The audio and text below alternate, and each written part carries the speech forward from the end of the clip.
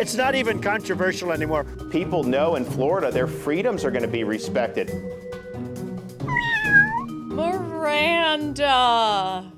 Hi. What a just wonderful surprise for folks today.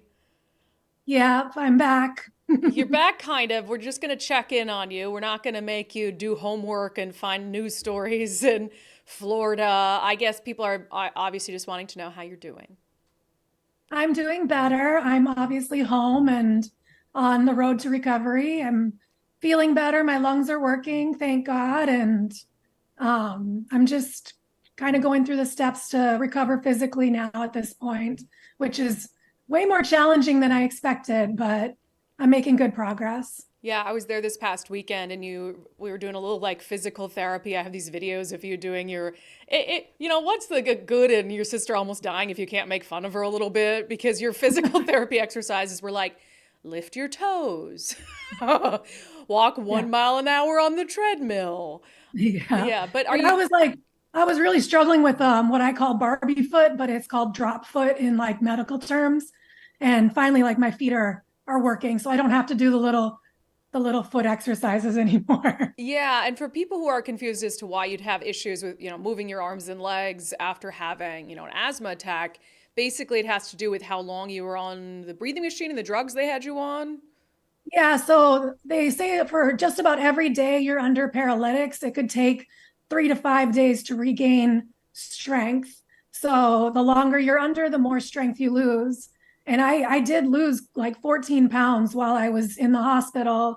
And a lot of that was muscle mass. Like I can see it in my legs, how much muscle mass that I lost. So it's just a lot of physical recovery just because of how long I just was laid there in a hospital bed, not really eating or moving. So yeah, and one of the other things I got to see while I was there is your reunification with your dog, who's, if people are watching, he will not leave your side now. he won't leave my side. He was having a tough month too without me home, and he turned 13 while I was in the hospital. So he just missed me a lot. So he's pretty much attached at my hip for the last few days that I've been home. Yeah, well, we won't make you do this much longer, but I know that you wanted an opportunity to kind of thank everyone for their thoughts and prayers, so go for it.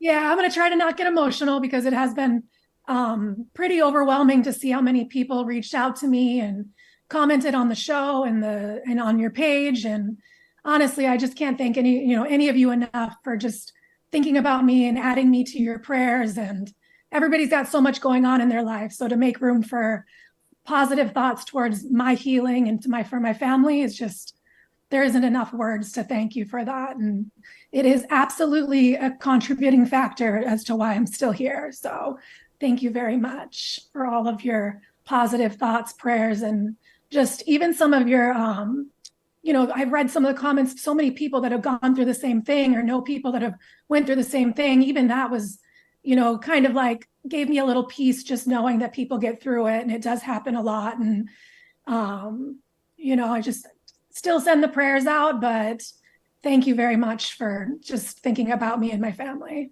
Yeah, well, I love you. We love you. Nicole and I had some tears right here at this table when we first found out how bad it was, and we don't want to lose anyone else this year. And I'm harassing you every day. I call you every day, and that's not normal. So it is going to become normal, but I think it's just an important reminder that, prioritizing your health above everything else, and then just loving the people in your life.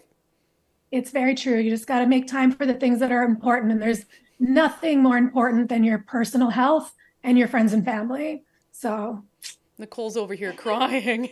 I'm about to cry too. We're like so worried you wouldn't be on that screen. I know.